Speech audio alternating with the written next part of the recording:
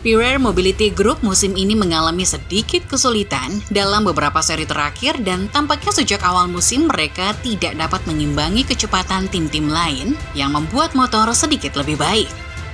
Jadi, mengapa KTM kesulitan dan apa saja masalah yang mereka hadapi?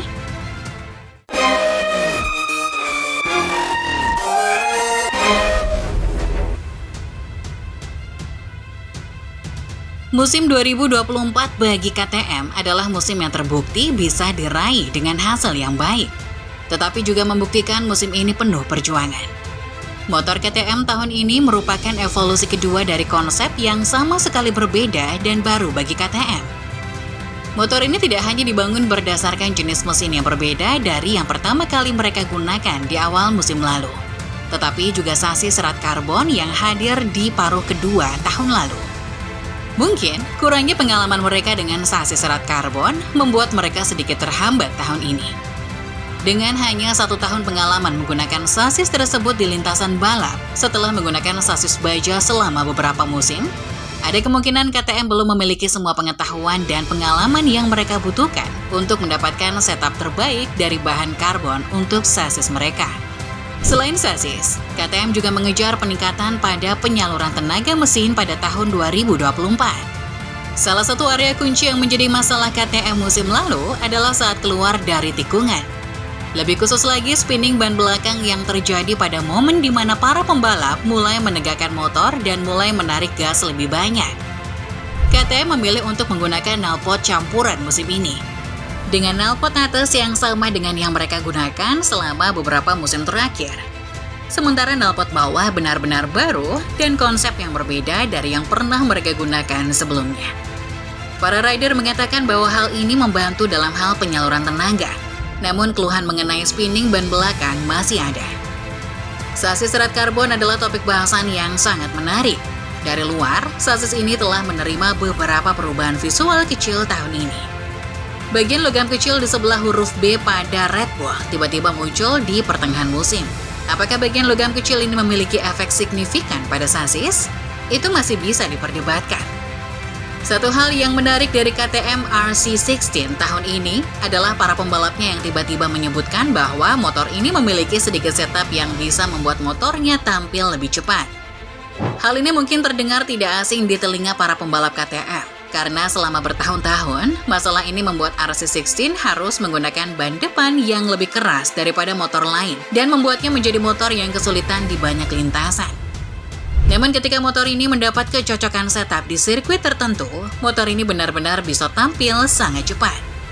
Ini adalah hal menarik untuk didengar, karena tahun lalu kita bisa mengatakan bahwa KTM akhirnya mengambil langkah besar untuk menghilangkan masalah ini. Jadi, mendengar masalah itu muncul kembali mungkin sedikit mengkhawatirkan. Kita dapat melihat bukti dari kekhawatiran tersebut pada setup para pembalap. Baik Brad Binder maupun Jack Miller mengalami masalah dengan kurangnya feeling di bagian depan motornya tahun ini yang memaksa mereka berdua untuk mencari solusi melalui komponen suspensi. Motor Jack terlihat di beberapa seri terakhir dengan fork extender besar yang dipasang di atas garpu WP-nya. Mereka memperpanjangnya sehingga meningkatkan stroke. Solusi ini bertujuan untuk membantu memberi bobot ban depan secara lebih bertahap dan memberikan feeling serta cengkraman yang lebih baik kepada pembalap. Sepertinya, WP telah menemukan solusi yang serupa dan Jack mengatakan bahwa dia menyukai tambahan baru pada garpu motornya. Menariknya, Brad Binder tidak menggunakan fork extension yang sama. Dia memang memiliki beberapa fork extension, tapi ukurannya jauh lebih kecil dari yang ada di motor Jack. Dan mungkin itu menunjukkan situasi yang dihadapi para pembalap karena sejauh ini, di tahun 2024, Jack lebih banyak kesulitan dibandingkan rekan setimnya Brad Binder. Dalam seri double header baru-baru ini di Assen dan Sachsenring, terlihat bahwa Jack bahkan telah beralih kembali ke triple clamp yang lebih lawas yang digunakan KTM pada awal musim lalu, sebelum beralih ke versi yang lebih baru di saat yang sama ketika sasis serat karbon muncul. Kemungkinan sekali lagi berkaitan dengan pencarian feeling bagian depan yang hilang dari motor Miller. Sekarang ke bagian aero, KTM memasuki tahun ini dengan update paket aero baru. Fairing samping ground effect yang besar, memiliki saluran kecil yang rapi di bagian atas, dan juga downwash deck yang besar di bagian depan fairing samping. Namun, meskipun fairing sampingnya baru, mereka memilih untuk tetap menggunakan fairing depan tahun lalu. Fairing depan yang diperbarui tidak hanya memiliki profil yang sedikit berbeda untuk set sayap utama, tetapi juga memiliki air intake yang berbeda. Jadi ada kemungkinan alasan mengapa mereka tidak menggunakan fairing depan yang berbeda, mungkin karena ada sedikit perubahan pada karakteristik tenaga mesin karena bentuk intake yang berbeda pula. Dalam upaya untuk menemukan traksi di corner exit, KTM menambahkan 3 winglet tambahan di kedua sisi tail unitnya. Tail unit ini mungkin terlihat kecil, tetapi jelas memiliki efek. Tail unit ini sudah ada di motor sejak pertama kali para pembalap mencobanya. Keluhan yang sering muncul dari tahun lalu tentang motor yang kerap kali spinning saat keluar tikungan, kemungkinan besar sudah teratasi dengan adanya winglet ini. KTM benar-benar tampil dengan banyak aero baru tahun ini. Sayap spakbor depan mereka mengeksplorasi area baru dalam perang aero MotoGP dengan menambahkan hal kecil di atas roda depan.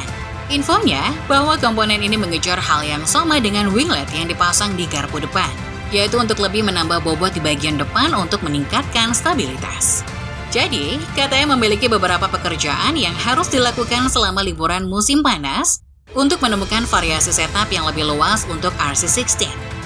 Sulit untuk mengatakan apakah masalah mereka berasal dari satu area tertentu pada motor.